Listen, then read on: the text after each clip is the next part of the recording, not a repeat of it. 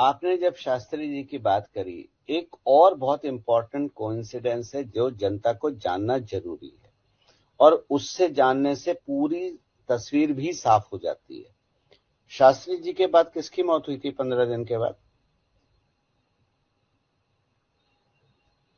अचानक मेरे ध्यान में नहीं आ रहा। होमी जहांगीर भाभा। ओहो, यस यस, इट और वाज अ कोइंसिडेंस। ठीक है, क्या करते थे वो, आप बताइए मेरे को, क्या थे वो? भारत के आज जो कुछ भी रक्षा है और जो कुछ भी भारत का परमाणु कार्यक्रम है, वो उनकी वजह से। ठीक। सारा भाई। अंतरिक्ष। अंतरिक्ष।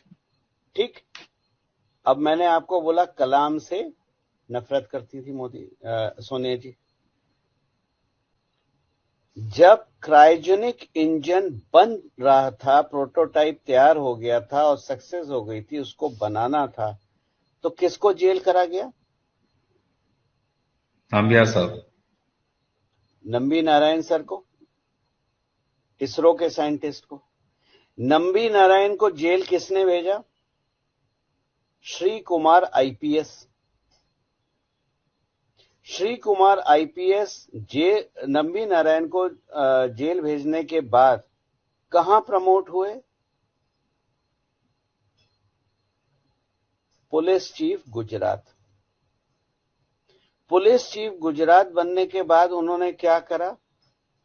हाथ धो के नरेंद्र मोदी और अमित शाह के पीछे लग गए। आपने क्या करा? आपने वहां भाभा और साराभाई को खत्म किया, इंडिया का डिफेंस और अंतरिक्ष। यहां आपने क्रायोजेनिक इंजन के बनाने वाले को रिजेक्ट किया, और भारत को क्रायोजेनिक इंजन की सप्लाई देने के लिए रशिया तैयार हो गया था, लेकिन आपने उन्हें हटा के वो ऑफर लिया ही नहीं, और आप डिपेंडेंट रहे किस पे? विदेशी ताकतों पे क्रायोजेनिक इंजन के लिए। आ रही है बात समझ में? भाई साहब, बहुत गहरी बात बोल रहा हूं मैं, बिल्कुल समझ बिल्कुल। में आ रही बात? तो अब आप आते हैं इंदिरा गांधी की कैबिनेट की जब बात होती है, तो इंदिरा गांधी की कैबिनेट कौन कंट्रोल कर रहा था? जो भी मंत्री थे, इंदिरा गांधी, क्योंकि इंदिरा गांधी के बारे में बोला जाता है गूंगी गुड़िया, लेकिन उनकी छवि बनाई गई आयरन लेडी की। सैम मानेकशॉ अगर मजबूत नहीं होते तो इंदिरा गांधी तो बांग्लादेश लड़ाई लड़ने की हैसियत ही नहीं थी उनकी। ये तो हमारी फौज के चीफ थे जिनकी बदौलत हम बांग्लादेश खेल गए। और उसके बाद क्या हुआ? उसके बाद आपने समझौता करा और पाकिस्तानी सोल्जर्स को फ्री में छोड़ दिया, अपने सोल्जर्स मांगे ही नहीं। तो 1968 फरवरी के बाद 26 मई 2014 तक भारत को कौन चला रहा था? दुनिया में, मैंने आपको जैसा कहा, मैं कई बार समझाता हूं, जो एक अचूक हथियार है, और ये आज का नहीं है, सदियों से, हजारों सालों से है, वो एक महिला होती है, जिसको आज आप हनी ट्रैप के नाम से भी जानते हैं। जितने भी रक्षा के केसेस हैं, चाहे इसरो साइंटिस्ट हो, चाहे फौज के हो, चाहे नेवी के हो, अफसर जो पकड़े जाते हैं, सब हनी ट्रैप में होते हैं ना। सबके पीछे एक महिला का ही हाथ होता है ना। तो भाई साहब, मेरे को ये बात बता दीजिए, फरवरी 1968 से 26 मई 2014 तक भारत को चला कौन रहा था?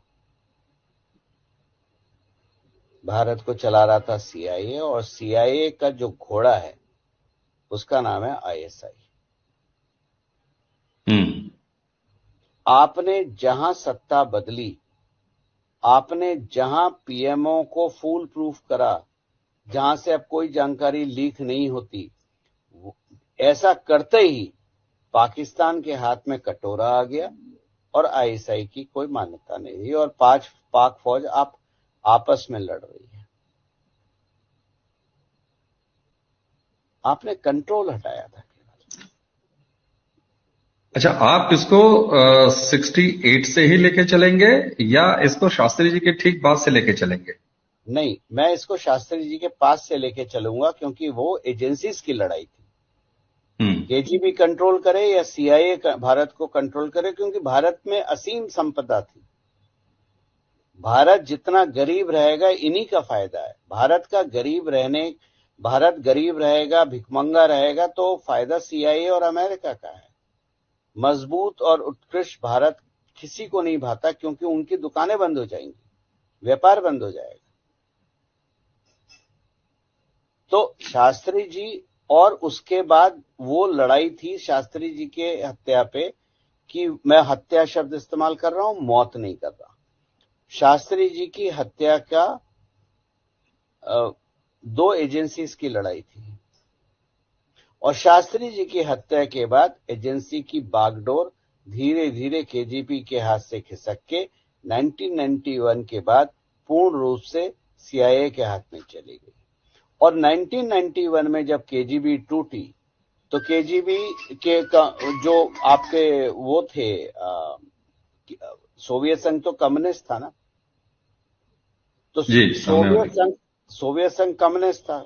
लोग नहीं जानते, 3 कम्युनिस्ट देश थे इस एरिया के, सोवियत संघ, चाइना और आज का Islamic nation called Afghanistan. Afghanistan communist nation था। सोवियत संघ की लड़ाई अफगानिस्तान में क्या थी कि अफगानिस्तान सीआईए के हाथ में ना चला जाए, और उसको करने के लिए आपने पाकिस्तान को तैयार करा। सीआईए ने हथियार बनाया पाकिस्तान को। पाकिस्तान का तो अपना कोई वजूद आज भी नहीं है, क्योंकि उनकी कोई फिलॉसफी आज भी नहीं है। तो ये एजेंसियों की लड़ाई समझ में आ रही है, बिल्कुल समझ में आ रही है। अब मैं उसके बाद 1991 के बाद जब सोवियत संघ टूटा, तो कम्युनिस्ट का इकलौता झंडा किसके हाथ में चला गया? चाइना का।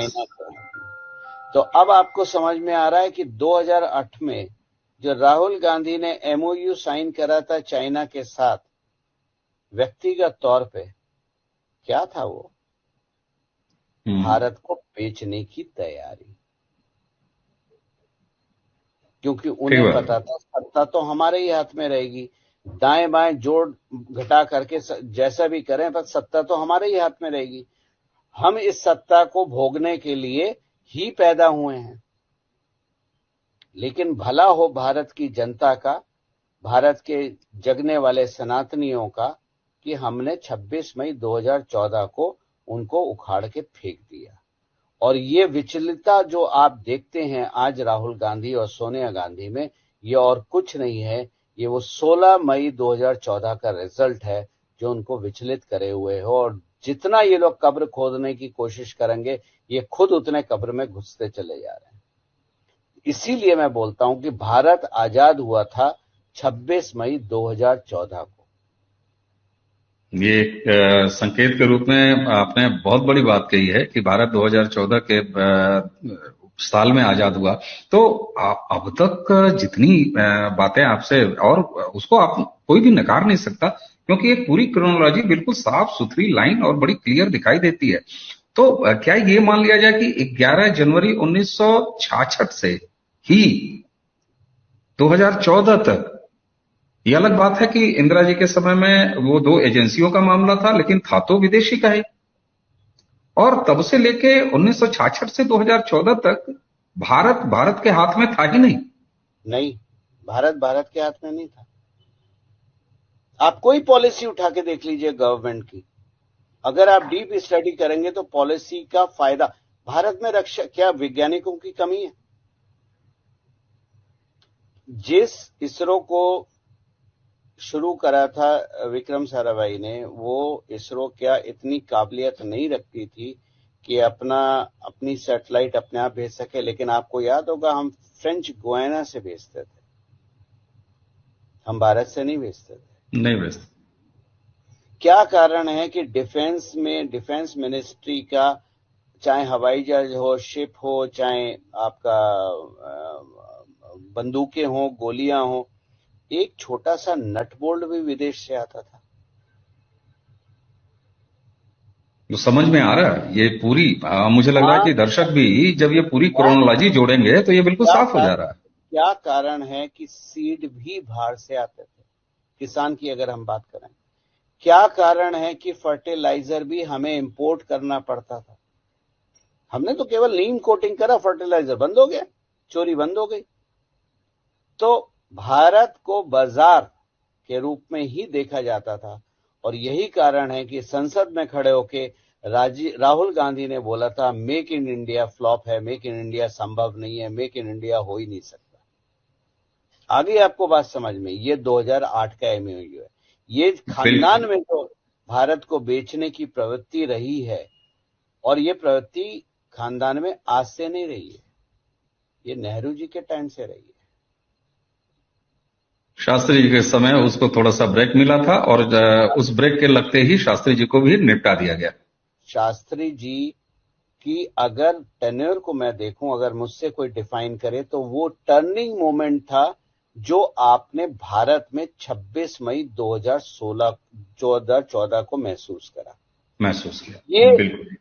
शास्त्री जी का टर्निंग पॉइंट इतने साल डिले होके 26 मई 2014 को पूर्ण हुआ। बहुत बड़ी बात, अगर बहुत बड़ी बात। शास्त्री अगर शास्त्री जी की डेथ नहीं होती तो आज का भारत कुछ और होता। और अगर कॉन्स्टिट्यूएंट असेंबली का रिजल्ट माना जाता तो 15 अगस्त 1947 को सरदार पटेल प्रधानमंत्री होते।